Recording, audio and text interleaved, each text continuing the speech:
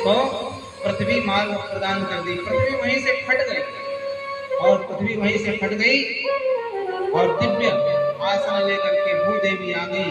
आओ देवी, आओ पुत्री, बैठो।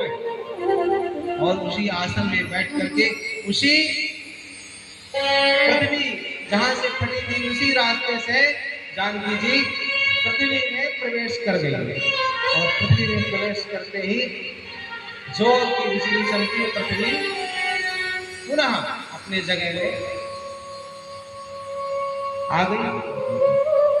राम जी करुण करुण करके रोने लगे, क्रोध करने लगे। सभी लोग ने समझाया, वशिष्ठ जी ने समझाया, महर्षियों ने समझाया, लक्ष्मण जी ने, भरत जी ने, सभी ने समझाया भगवान राम जी को। तो जानकी जी का 3 विश्लेष हुआ। 3 विश्लेष के द्वारा 3 गुण प्रकाशित होते हैं। यहाँ पर आचार्य चरण कहते हैं जो गुरु होता है वो जीव को भगवान से जोड़ता है। उसकी भूमिका भी यही होती है, भगवान से जोड़ता है।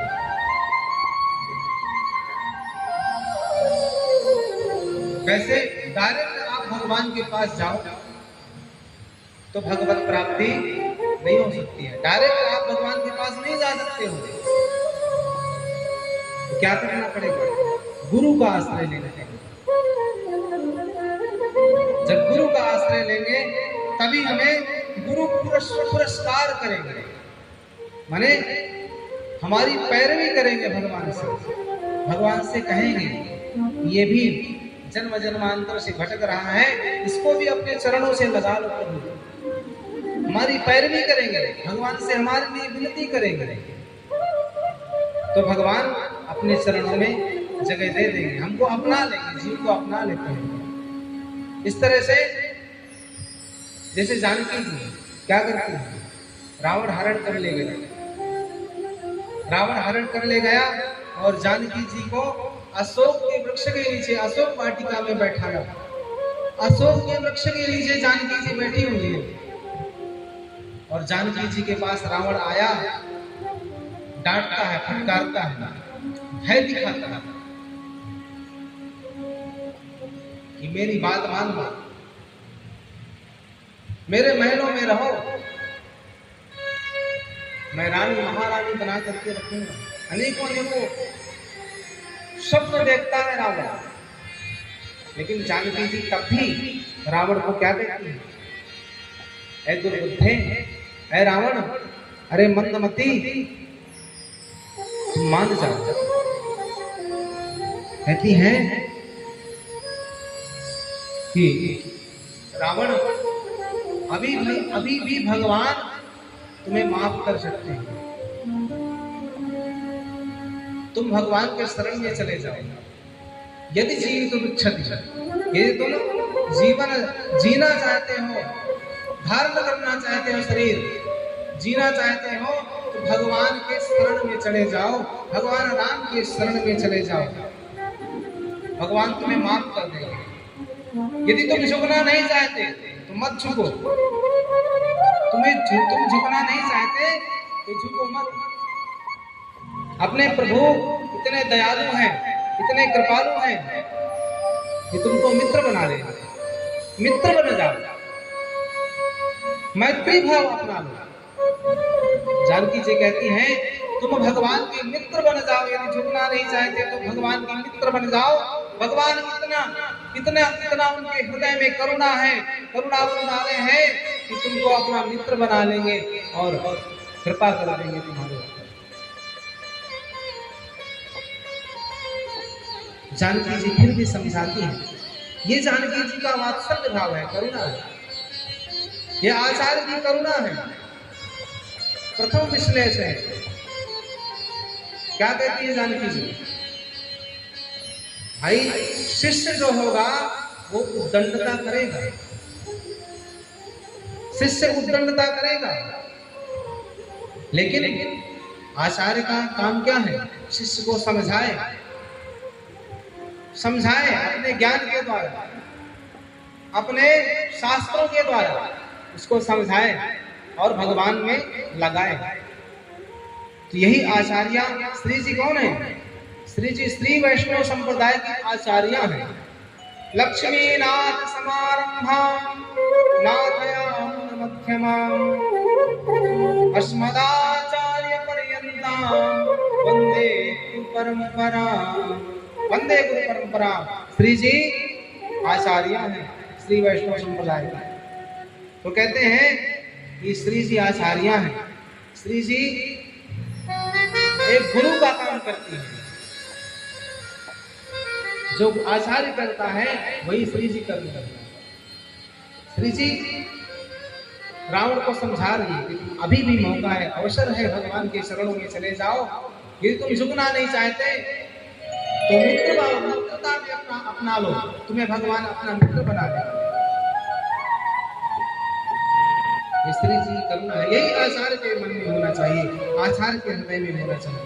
यही करुणा आचार्य को होना चाहिए कि शिष्य कितनी भी उत्कंठता करे लेकिन आचार्य पग पग पर समझाए।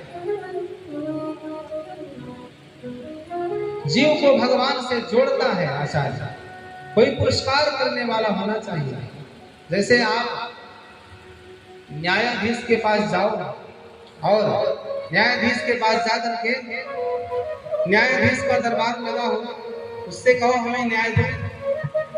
डायरेक्ट जाकर के कहो कि हमको न्याय दो, तो क्या न्याय मिलेगा? नहीं मिलेगा। न्यायाधीश कहेगा कि भाई किसी को मध्यस्थ बनाओ। मध्यस्थ माने वकील। अरे कोई वकील करके लाओ, लिखा पढ़ी करो, वकील करो, फिर वो तुम्हारी पैरवी करेगा। वो तुम्हारा जो न्याय होगा, तुम्हारा काम होगा, वो सुनाएगा दरबार में। तब जाकर के कुछ निर्णय किया जाएगा, सही गलत का निर्णय किया जाएगा। हैं? तो ऐसे ही आचार्य है। ऐसे ही भगवान जीव भगवान के शरण में डायरेक्ट नहीं जा सकता। डायरेक्ट भगवान के शरण में भगवान भगवत प्राप्ति नहीं कर सकता है। इसलिए आचार्य की आवश्यकता होती है। आचार्य गुरु क्या करते हैं? गुरु के शरण में जाओ तो गुरु करेंगे, भगवान से प्रार्थना करेंगे कि हे प्रभु, ये जन्म जन्म का अपराधी है, बहुजन्म अपराधी रहा, इसको भी बहुत जन्म का अपराधी है, इसको भी अपने शरणों से लगा दो। तो भगवान उसको भी स्वीकार कर लेते हैं। आचार्य से कहेंगे, क्योंकि आचार्य भगवान के स्वरूप होते हैं। गुरु भगवान का स्वरूप होता है। गुरु में और भगवान में एक भी अंतर नहीं रखना चाहिए, दोष नहीं देखना चाहिए। गुरु आचार्य में, गुरु में दोष नहीं देखना चाहिए। जैसे वकील को सभी धाराओं का ज्ञान है। वकील कैसा होना चाहिए? सभी धाराओं का ज्ञान होना चाहिए, तभी तो आपकी वकालत कर पाएगा। उसको ज्ञान नहीं होगा तो क्या कर पाएगा? केस हार जाएगा। इसलिए गुरु भी ऐसा होना चाहिए, आचार्य भी ऐसा होना चाहिए। आचार्य को भी सभी माने शास्त्र की, भगवान की कानून व्यवस्था का ज्ञान होना चाहिए। भगवान की कानून व्यवस्था क्या है? भगवान कहते हैं श्रुति स्मृति ममैवात में। ये जो श्रुति है, स्मृति है, श्रुति माने वेद, स्मृति उपनिषद और शास्त्र ग्रंथ, ये मेरी आज्ञा है। धर्मशास्त्र, वेद, उपनिषद, रामायण, भागवत, रामचरितमानस, गीता, कहते हैं ममैवात में, ये मेरी आज्ञा है। 4 वेद से शास्त्र। तो गुरु को ये सब आना चाहिए। गुरु को ये सब शास्त्रों का ज्ञान होना चाहिए। और जब सब शास्त्रों का ज्ञान होगा तभी गुरु आपकी पैरवी कर पाएगा, आपसे भगवान से आपको जोड़ पाएगा। बोले सद्गुरुनाथ भगवान की जय।